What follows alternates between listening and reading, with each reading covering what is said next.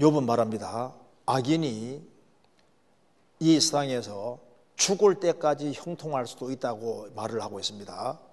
제가 읽겠습니다. 7절 어찌하여 악인이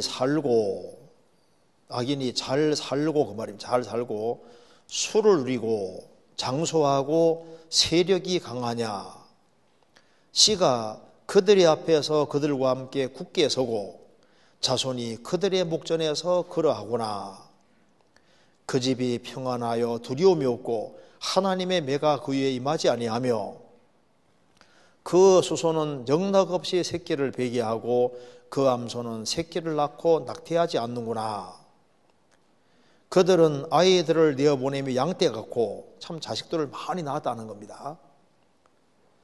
그 자녀들은 춤을 추는구나. 아무 형통하고 어려운 게 없는 거예요. 그들이 소고와 소금으로 노래하고 피리부로 즐기며 그날을 형통하게 지내다가 구원을 안 받은 악인은 무조건 어려움을 당하고 만사불통이냐? 그렇지 않다고 말입니다. 이 세상에는 악인임에도 불구하고 하나님을 전혀 등지고 삶에도 불구하고 만사가 형통하고 잘 돼갈 수 있다는 것을 얘기하는 거예요. 그러니까 만사가 형통하고 잘 돼간다고 해 자기가 하나님 앞에 바르다고 생각하면 안 된다 그 말입니다. 욥은 자기가 경험한 거예요. 이렇게 하나님을 잘 섬겼음에도 불구하고 재산이 한꺼번에 다 날아가고 10명의 자녀가 다 죽고 몸 전체가 병들고 아주 비참하게 되는 이런 일이 의인에게도 벌어질 수 있다는 사실을 아주 실감을 하고 있는 사람인 겁니다.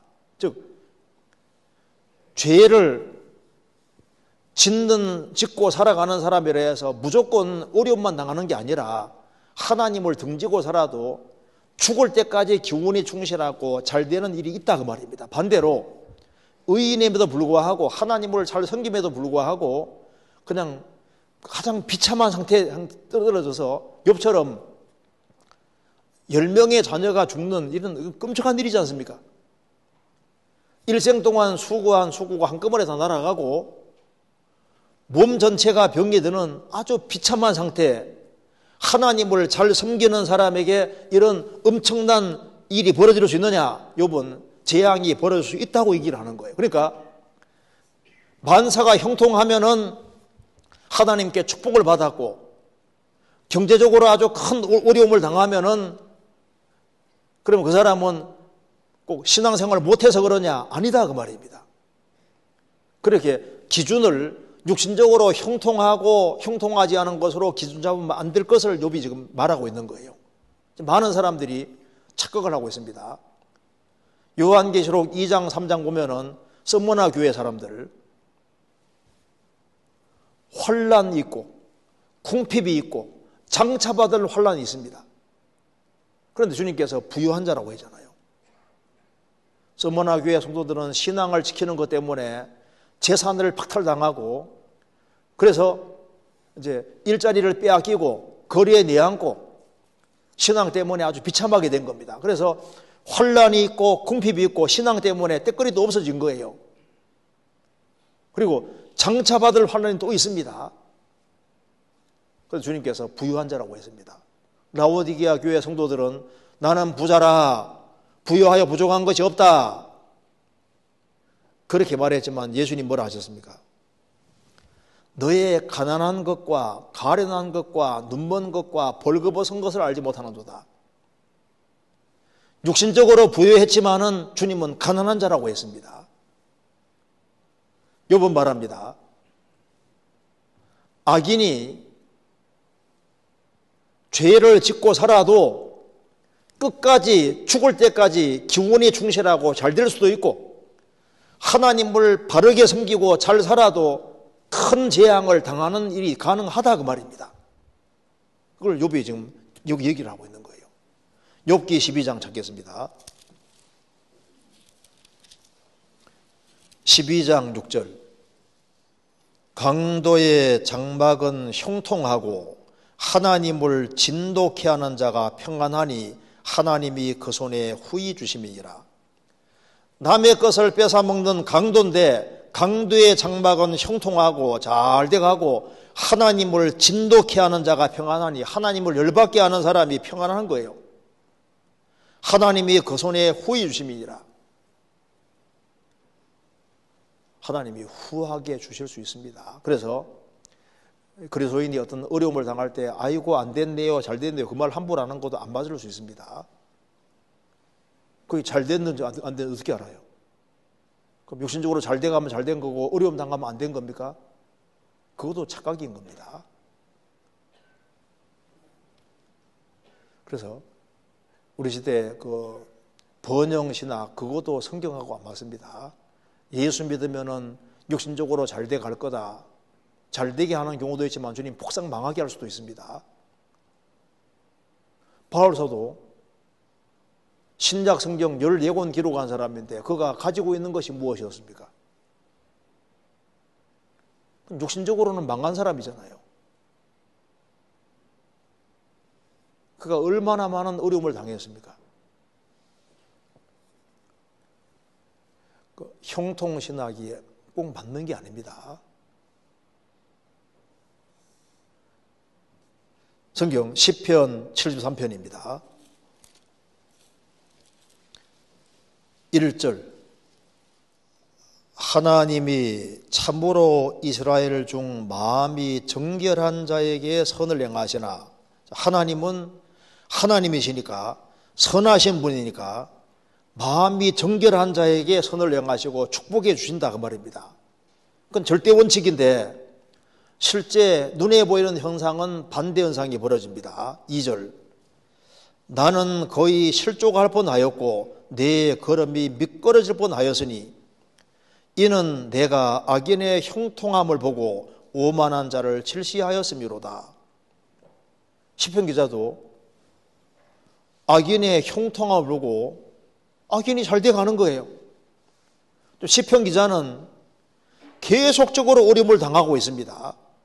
그거 보면은 14절, 13절에 내가 내 마음을 정히 깨끗이 하며 내 손을 씻어 무지하다 한 것이 실로 어때도다. 나는 종기를 재앙을 당하며 아침마다 증책을 보아도다. 시편 기자는 매일 얻어터지고 맨 어려움이 주어지는데 악인은 보니까 형통하고 잘 돼가는 거예요. 세상에 이럴 수가 있냐 그 말입니다. 3절 이는 내가 악인의 형통함을 보고 오만한 자를 질시하였음이로다. 저희는 죽는 때에도 고통이 없고 편안하게 죽는다고 해서 좋은 데 갔다고 생각하면 착각입니다. 그리스도인 중에도 죽을 때 아주 고통 중에 죽는 경우도 있습니다. 그럼 그리스도인이 고통하며 죽으면은 그럼 천국 못 갔습니까? 아니잖아요. 저희는 죽는 때에도 고통이 없고 편안하게 죽는 거예요. 환하게 죽는 경우도 있습니다. 그 힘이 건강하며 타인과 같은 고난이 없고 타인과 같은 재앙도 없나니 어려움이 안 벌어지는 거예요. 그러므로 교만이 저희 목걸이요 강포가 저희 입는 옷이며 살찜으로 저희 눈이 솟아나며 저희 소득은 마음의 소음보다 진하며 저희는 능욕하며 악하게 압제하여 말하며 거말이 말하며 저희 입은 하늘에 두고 저희 어는 땅에 두루 도니도다. 그러니까 목걸이 눈에 딱 띄는 것처럼 딱 보는 순간에 야, 저 교만한 인간이네. 옷은 드러나는 것처럼 와, 저 포악한 사람이네. 눈에 금방 보인다 그 말입니다.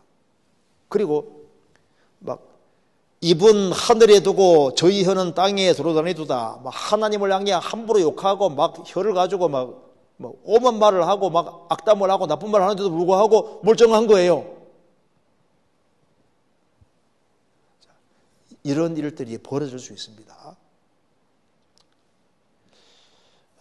잔치집의 대지는 도살이 날이 오면 올수록 많이 먹이잖아요. 노아시대 사람들을 먹고 마시고 시집가고 장가고 있다가 갑자기 홍수가 왔지 않습니까? 우리 시대 사람들 잘 먹고 잘 삽니다. 하나님을 안 찾아도 형통하고 잘 돼가는 거예요. 그래서 내가 형통하고 잘 돼가기 때문에 축복받았다 생각하면 그거 착각일 수 있습니다. 욥은 말합니다. 욥이 왜 이 말을 할까요? 나는 이것과 판이하다, 그 말은 무슨 말입니까? 욥은 일생이 뭡니까? 하나님을 가까이 하는 것을 자기 인생의 목적으로 살았던 사람입니다.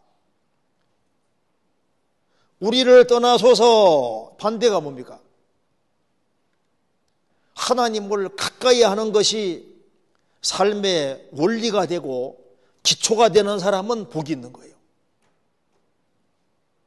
그래서 시편 73편에 뭐라 했습니까? 하나님께 가까이 함이 내게 복이라. 하나님을 가까이 하는 삶, 이것이 모든 축복의 근원이 되는 겁니다.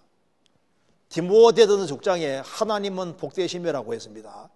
하나님은 복 자체가 되시는 분이기 때문에 하나님을 가까이 하는 사람은 복 있는 사람이 되는 거예요. 그 사람은 복 받는 사람이 되는 것이고 진정한 복을 받는 사람이 되는 겁니다.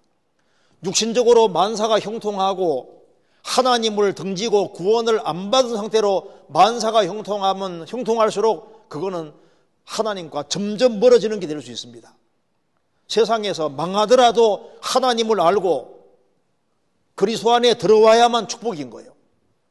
에베소서 1장에서 하나님께서 그리스도 예수 안에서 모든 신령한 복을 주시는데 그리스도 예수 안에 들어와야만 진정한 복이 뭔지를 알 수가 있는 겁니다. 하나님께 가까이 함이 내게 복이라.